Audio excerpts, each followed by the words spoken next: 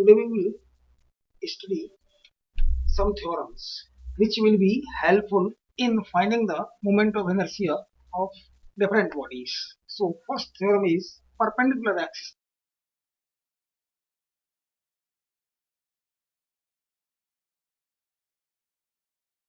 It is used to find the moment of inertia of a lamina. Is for 2D of the statement. Moment of inertia of a plane lamina. Moment of inertia of plane lamina means plate about any axis which is perpendicular to the plane of the lamina, about an axis perpendicular to the plane of lamina is equal to the sum of moment of inertia about the axis about two mutually perpendicular axes which are in the plane of lamina.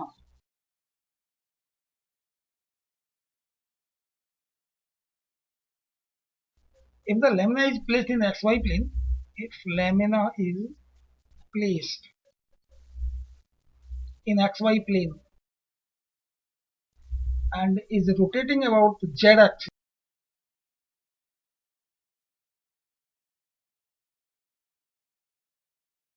then Iz will be equals to Ix plus Iy as a statement. Now we want to find the proof of this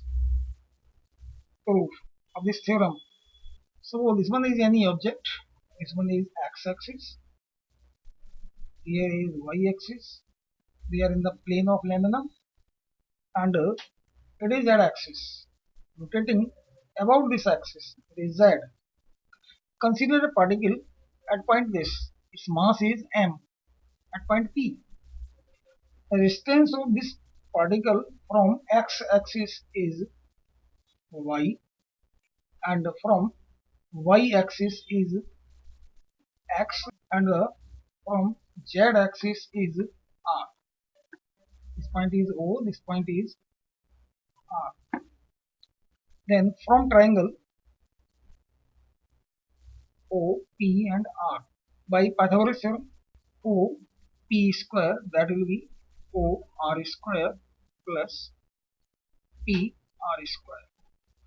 If we multiply by on multiplying by m, then m O P square equals to m O R square plus m P R square. Here this OP is the distance of the particle having mass m from z-axis. So it will be the moment of inertia about z-axis. It will be the moment of inertia about y-axis, and this will be the moment of inertia about x-axis. So singly for single particle. In this way we can find the moment of inertia of each particles of this object. So the for total body or complete body, we want to find the moment of inertia of the complete body about z-axis. So sigma m OP square equal to sigma m OR square plus sigma m and PR square. Here sigma m OP square is moment of inertia about z-axis, that's Iz, and sigma MOR square is moment of inertia of the total body about y-axis Iy, and sigma m into PR square is the moment of inertia of the total body about x-axis. So we can also write Iz is Iy plus Ix, or Iz is Ix plus Iy. The perpendicular axis theorem. If any object is rotating about any axis which is perpendicular to the plane of the axis, plane of the object, and the moment of inertia over about this axis, that's Iz, it will be the sum of moment of inertia of the same object when it is rotating about x-axis and it is rotating about y-axis. Now the perpendicular axis theorem. This is the perpendicular axis theorem. Now we will explain the parallel axis theorem. In perpendicular axis theorem, we was bounded. It is only applicable for 2D object, and the axis of rotation is fixed. It must be perpendicular to the plane of the object. Now, this theorem is applicable for any type of body and any axis of rotation. So the statement is, so this one is any object which is rotating about this axis, the axis of rotation is this one. This one is gravity, center of gravity. The distance from center of gravity and this point is suppose R. Consider another object, another axis which is parallel to the previous axis, means axis of rotation, and passing through G. Here is the any object whose mass is m at point P. The distance of point P from O is OP and from G is OG. Now the position vector of this point P is, we can also write OP, and that of G is OG. We can also write in this way. Now the statement, moment of inertia of any object about any axis of rotation is will be equal to the sum of moment of inertia of the same object about the axis, about the parallel axis passing through G,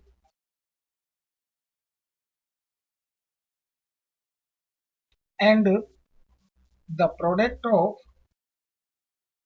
total mass of the body, that's capital M, mass is capital M, and the square of the distance between the parallel axis and the square of the distance between the parallel axis, that's R square. It means in mathematical form, IO will be IG plus M R square. The complete statement of parallel axis theorem. Now the proof. From triangle OGP, by the law of vector addition, triangle law of vector addition, OG plus GP, that will be OP. OG plus GP,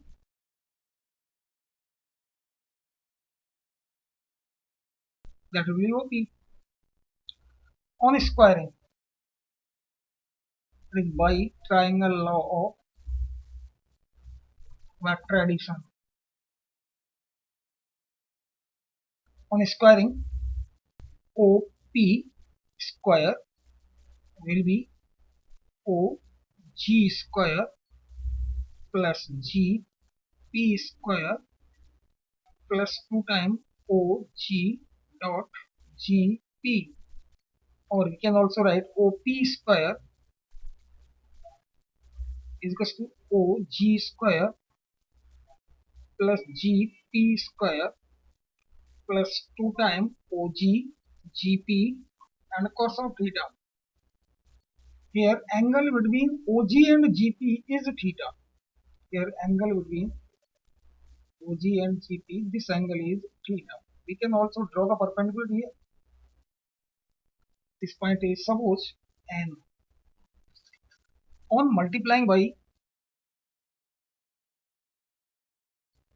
M, we get M OP square equals to M OG square plus M GP square plus 2 times M OG GP under cos of theta. This for a single particle. For complete body, sigma M OP square, that will be sigma M OG square plus sigma M GP square plus 2 times sigma M OG GP cos of theta. By the definition of center of mass,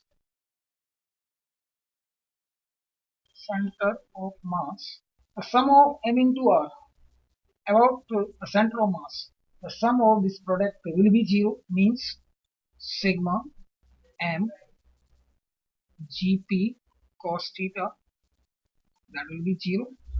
From the previous figure, the value of this one, the angle between GP and this OG, this angle is theta, so the component of GP along OG will be GP cos theta, so the value of GN will be GP cos of theta, and the product M and GN, the sum for all the particles of the body will be 0. It is by the definition of center of mass. So sigma M OP square, that will be sigma M OG square plus sigma M GP square. Here sigma M OP square is the moment of inertia of the total body about the axis of rotation, that's IO, and sigma M GP square is the moment of inertia of the complete body about the axis passing through G, and which is parallel to the axis of rotation. Now sigma M is capital M, total mass of the body,